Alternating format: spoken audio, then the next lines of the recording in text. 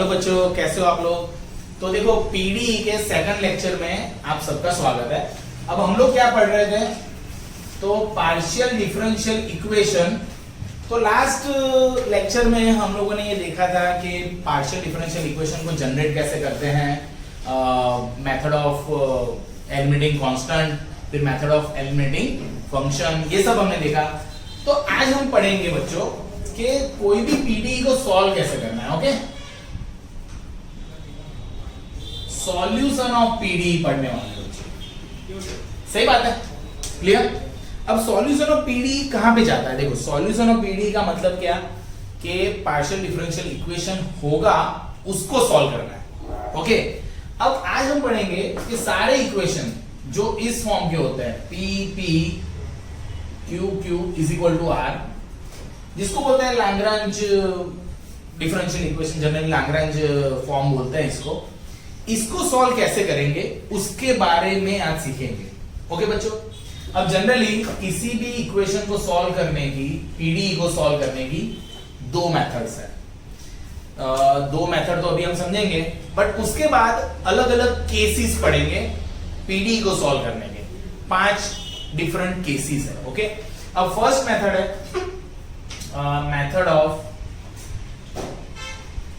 Method of grouping. Okay, grouping method से solve करना। And second is method of multipliers. पर ये कब होता है, ये अप्लाई मैं कब कर सकता हूं, उसका भी एक रीजन है। क्या, तो कि dx upon p is equal to dy।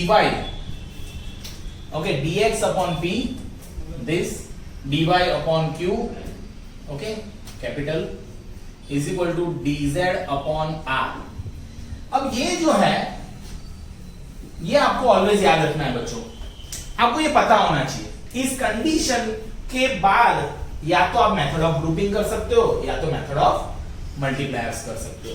तो आज हम देखते हैं कि किस तरह से इस टाइप के पीडी, इस फॉर्म के, देखो इस फॉर्म के यानी क्या, आपको ऐसा दे सकते हैं, देखो xp plus yq is equal to x minus y, like this. तो एग्जाम में अगर आपको ऐसा कोई क्वेश्चन दिखे तो आपको ये पता चलना चाहिए कि this is this form.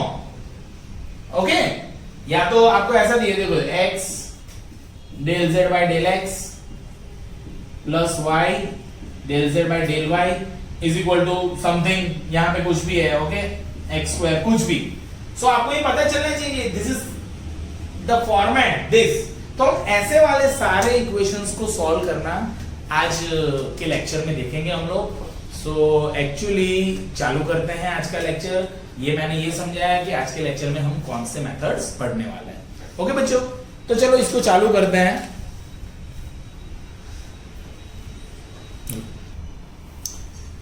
Okay बच्चों, तो चलो अभी हम पढ़ते हैं method of grouping for solving PD of the form p p plus q q is equal to r। Okay, तो चलो बच्चे एक एग्जांपल ले लेते हैं। What kind of example we have, let us have one example. Question है yq minus xp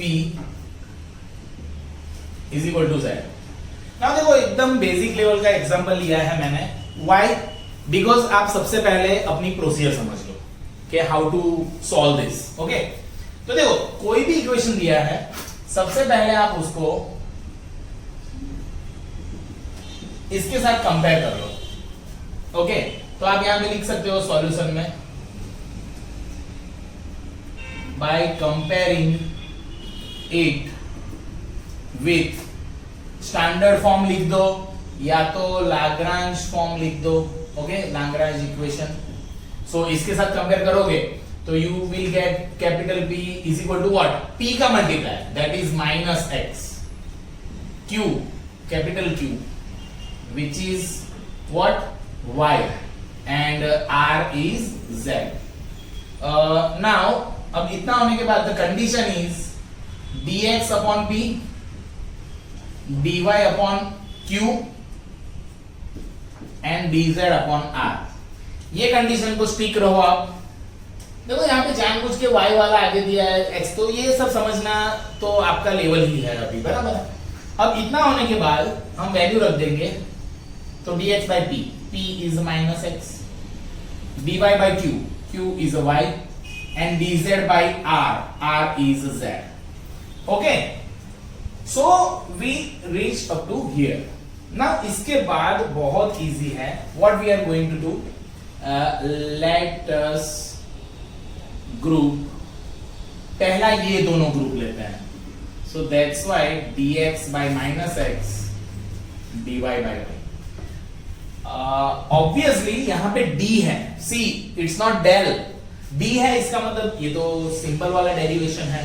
now simple वाला derivation कब होता है, जब यहाँ पे x वाले टर्म्स है और जब यहाँ पे सारे y वाले टर्म्स है, तो you have variable separable method, so x वाले टर्म और y वाले टर्म अलग होते हैं, तो यू कैन टेक इंटीग्रेशन। तो ये ऐसे हो गया, अच्छे से लिख दिया है just, so it's this, so what happen, minus log x is equal to log y plus log c1। Why you are writing c1? Okay, c1 क्यों लिख रहे हैं बच्चों हम, क्योंकि नेक्स्ट में हमको c2 भी लिखना है, so that's why c1 लिखा। Okay, now our aim is to simplify this। तो क्या कर सकते हो आप, इसको लिख देंगे log 1 by x और ये log y c1। Okay, the log में एडिशन का मल्टीप्लिकेशन और ये माइनस पावर ऊपर गया, तो it will become like this। So what happened now? दोनों तरफ से log cancel, तो 1 by x is equal to y by c1। Now your aim is to make a c1 as a head of equation, so what it will be, it will be 1 by xy। So c1, that is first solution, is your 1 by xy। Okay, you should write it, otherwise आप ऐसा भी लिख सकते हो 1 upon c1, तो c1 को 1 upon c1 को कुछ c डैश बोल देंगे, तो xy भी ले सकते हो।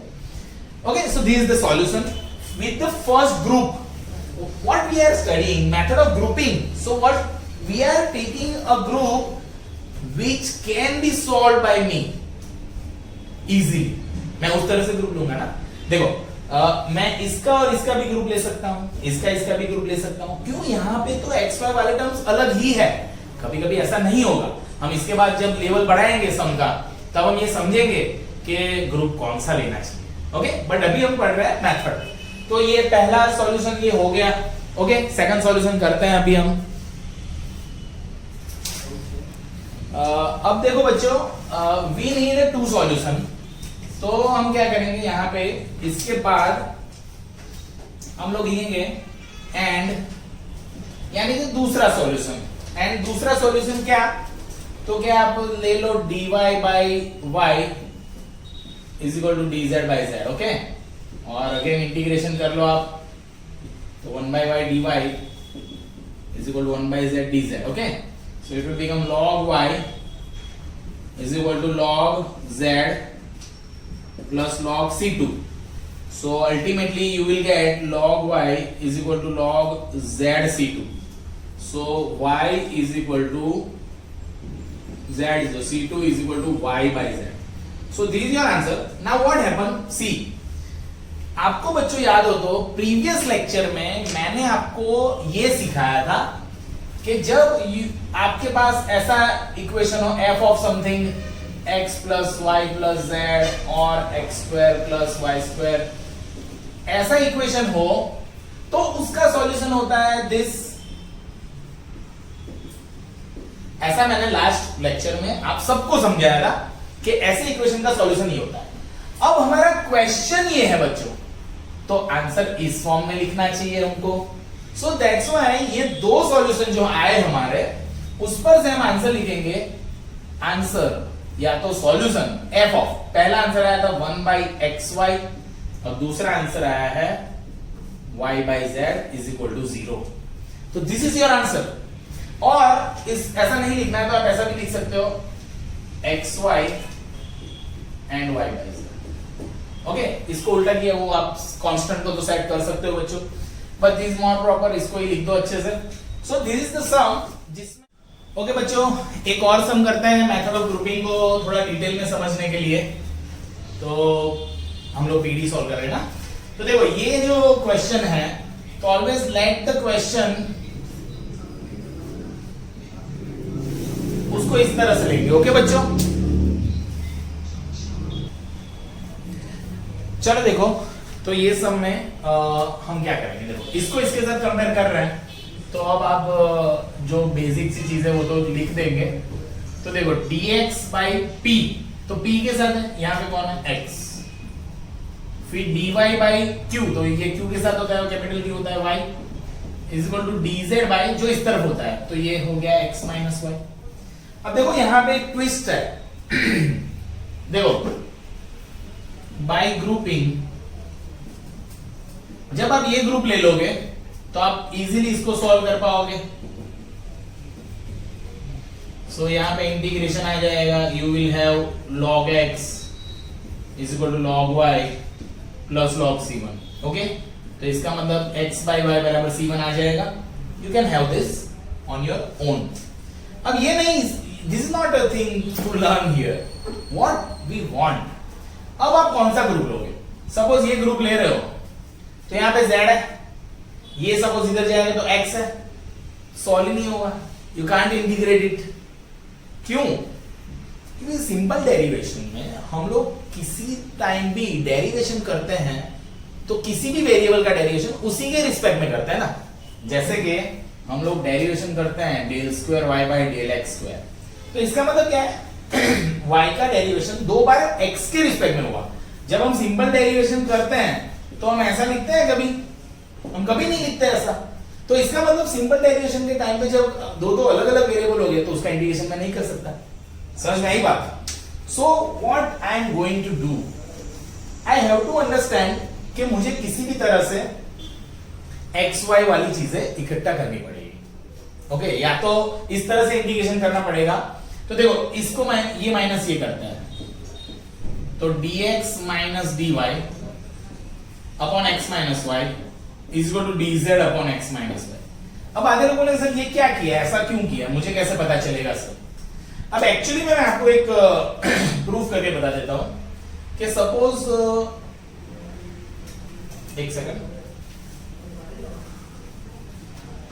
हम लोग एक चीज लेते हैं कि सपोज मेरे पास है x by y is equal to 3 by 4। Okay, ऐसा है कुछ। तो मैं ना यहाँ पे, आप ऑलवेज ऐसा याद रखो कि जब कोई भी चीज हो तो आप रेशियो ऐड करोगे सब्ट्रैक्ट करोगे, रेशियो सेम रहेंगे। ओके, जैसे कि समझोगे 6 बाई 2, 6 बाई 2 3 होता है, और हमने ले लिया 18 बाई 6, वो भी 3 होता है। तो ये रेशियो सेम है। ऐसा मैंने जस्ट आपको समझाने के लिए। तो यहां पे आप x बाई वाई ही रखो।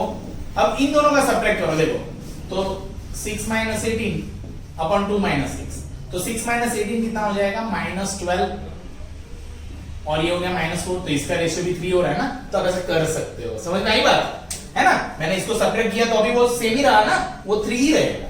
So that's why you can do this. ये मैंने अभी प्रूफ करके बताया कि हम ऐसा कर सकते हैं मैथ्स में। Okay, so I hope you got this कि क्या सर ने बोला अभी। ओके, तो ऐसा करने से अब ये कट हो गया। ओके, यहाँ पे लेट करके लिख दो, तो ये क्या हो गया, dx minus dy is equal to dz। अब ऐसा हो गया तो आप इंटीग्रेशन ले लो, integration dx integration dy integration dz, यानी कि सबका इंडिविजुअल अपने खुद वेरिएबल के रिस्पेक्ट में ही है। तो इंटीग्रेशन dx क्या होगा, 1 का इंटीग्रेशन क्या है, x के रिस्पेक्ट में, y का 1 का y के रिस्पेक्ट में y, इसका z और प्लस c2। तो इसका मतलब c2 क्या आया, x minus y minus z। Okay, so final answer you should write is, first is x by y comma this. Okay, this is your answer. So you should write after this. Okay, इसके बाद लिखो, so the answer is this. Clear? So you need to understand कि किस तरह से मैं integrable form में बनाऊं उसको. Okay, that is very important. Okay, if we want to study method of multipliers, that is the second thing. Method of grouping के बाद मेथड ऑफ मल्टीप्लायर अच्छे से समझना पड़ता है ना। होता क्या है, देखो जब हम यहाँ पे आके ही सोचने वाले हैं dx by p dy by q dz by r, ऐसा है, बराबर है। तो आपको l dx plus m dy plus n dz, यानी आप समझो कि न्यूमरेटर को आपने l से, इधर m से और इधर n से मल्टीप्लाई किया, तो न्यूमरेटर को या तो डिनोमिनेटर भी करना पड़ेगा। तो क्या l p m q and l m n r। तो आपको मैंने अभी समझाया था कि आप इसको ऐड कर दो, कुछ मल्टीप्लाई करके ऊपर नीचे मल्टीप्लाई करोगे तो वो तो कट ही हो जाएगा, और उसको ऐड करोगे तो वो रेशियो सेम ही रहना चाहिए, अभी हमने समझा था। इसको इस तरह से मल्टीप्लायर फाइंड करने का, such that take the multiplier such that lmn इस तरह से आप लो कि lp plus mq plus nr is equal to 0 हो जाए। ये most important, this is the most important step. इस तरह से लेना है ये, सो दैट इतना होने के बाद l dx plus n dy plus n is equal to 0, solve it. यानी कि डिनोमिनेटर 0 होने की वजह से इसको भी 0 कंसीडर करेंगे, तभी ये रेशियो सेम रहेगा। तो ये 0 है ऐसा, और फिर इसको हम करेंगे solve and we get answer. This is the procedure. ये प्रोसीजर आपको याद रखना है फॉर मेथड ऑफ मल्टीप्लायर्स। अब मल्टीप्लायर्स कौन से हो सकते हैं, तो अभी मैं आपको सब में समझाता हूं। पहले आप इतना लिख लो बच्चों, सब लोग। ओके बच्चों, देखो सपोज ये सम है, दिस द इंपॉर्टेंट सम, बहुत बार एग्जाम में ये आ चुका है। Okay, so what we are going to understand. सबसे पहले इस सम को देखो, तो इसको देख के पता चल रहा है कि ये काफी बड़े बड़े टर्म्स हैं। आप dx अपॉन ये लिखोगे, काफी कॉम्प्लिकेटेड हो रहा है। तो हम लोग करेंगे क्या, लेट अस मल्टीप्लाई, इसको मल्टीप्लाई करते हैं किससे पता है, एक्स वाई जेड से। ओके, पूरे इक्वेशन को। सो यहां पे एक्स वाई जेड मल्टीप्लाई होगा दोनों तरफ, तो वाई जेड उड़ जाएगा, तो x into y minus z आएगा। यहां पे जेड एक्स उड़ जाएगा, तो y इंटू पी तो है ही यहाँ पे q, और यहाँ पे एक्स वाई उड़ जाएगा, तो z into x minus y. ना ये समवट थोड़ा सिंप्लीफाई हो गया है ना, दिख रहा है। देखो ऐसी सब चीजें तो आपको पता चलनी चाहिए कि हाँ ऐसा कर सकते हैं, ऐसा। मैथ्स में दोनों तरफ तो कुछ भी कर सकते हैं, हम अच्छे से उसको सॉल्व कर सकते हैं। अभी हो गया। नाउ अब बाय द रूल हम क्या करेंगे, dx upon x y minus z, dy upon y z minus x, and dz upon z x minus y। अब यहां पे आने के बाद आपको ये सोचना है कि मैं कौन सा मल्टीप्लायर लूं, यहां पे किससे ऊपर नीचे मल्टीप्लाई करूं। तो आप ऊपर का तो भूल ही जाओ, अभी नीचे का सोचो। इसको किससे मल्टीप्लाई करूं, प्लस इसको किससे मल्टीप्लाई करूं, प्लस इसको किससे मल्टीप्लाई करूं कि उनका एडिशन 0 हो जाए। तो 1 1 1, देखो इसको 1 से मल्टीप्लाई करो, ये क्या है, xy माइनस xz, ये क्या है, yz माइनस zx, तो zx xz उड़ गया, सारे उड़ जाएंगे ना, है। तो यहां पे हम लिखेंगे लेट दी मल्टीप्लायर 1 1 1। तो 1 1 1 मल्टीप्लाई करने से क्या होगा पता है बच्चों, dx plus dy plus dz is equal to 0। ऊपर भी 1 से मल्टीप्लाई किया, ऐड किया, नीचे भी 1 से मल्टीप्लाई करके ऐड किया, तो देखो नीचे 0 हो गया, दिख रहा है आपको। xy minus xz plus yz minus xy plus zx minus zy, तो देखो ये zy गया, xy है ना, 1 1 1 से ही मल्टीप्लाई कर लिया मैंने। सो आई सी, ये थोड़ा आपको देख लेने का, समझ में आ जाएगा, और मैं अभी आपको ट्रिक भी बता रहा हूं, ओके, डोंट वरी। तो इतना हो गया ना, इंटीग्रेशन ले लो, integration of dx dy dz is equal to 0। तो इसको इंटीग्रेशन करोगे आप, तो आपको क्या मिलेगा, x plus y plus z is equal to 0। है ना, इंटीग्रेशन अलग अलग जाएगा, तो dx x के रिस्पेक्ट में x y z is equal to c1। Okay, integration of इसका डेरिवेशन करो, ये आना चाहिए, है ना, x का dx, y का dy, z का dz, कांस्टेंट का 0। You are getting right. So ये हो गया मल्टीप्लायर्स। सर दूसरे कौन से मल्टीप्लायर ले सकते हैं, कैसे करेंगे 0 हो जाए? तो दिख रहा है मुझे तो यहाँ पे, पर आप लोग को प्रैक्टिस से दिखेगा कैसे। देखो यहाँ पे हम लेंगे let the multipliers 1 by x 1 by y 1 by z। Sir कैसे ऐसा? तो देखो आप सोचो कि यहाँ पे आपने 1 by x मल्टीप्लाई किया, 1 by x मल्टीप्लाई किया, तो ये x x उड़ गया, यहाँ पे 1 by y किया, यहाँ पे 1 by y किया, y y उड़ गया, 1 by z किया, 1 by z, यहाँ पे z z उड़ गया। अब क्या बचा? yz zx xy ऐड करो 0। सही बात है, नीचे कुछ भी मल्टीप्लाई करके ऐड करना है, 0 होना चाहिए। Okay, so now you are able to understand कि क्या बोल रहे हैं sir. Okay, so it is like this. Okay बच्चों, सो यहाँ पे क्या था, यहाँ पे था x, यहाँ पे था y, यहाँ पे था। तो ये मल्टीप्लायर करनी वजह से सो हो क्या जाएगा, 1 by x dx 1 by y dy and 1 by z dz is equal to 0, है ना। ऊपर नीचे 1 by x से मल्टीप्लाई किया मैंने, तो अब इंटीग्रेशन ले लो, 1 by x dx integration 1 by y dy integration 1 by z dz is equal to 0 integration. तो ये क्या हो गया, log x log y log z c2। So therefore यहाँ पे हो जाएगा, या तो आप log c2 ले लो, ओके, कांस्टेंट तो हम कुछ भी ले सकते हैं, तो log x y z is equal to log c2। So therefore c2 x y z, और फिर लास्ट में आंसर आप लिख सकते हो f करके x plus y plus z comma x y z is equal to 0।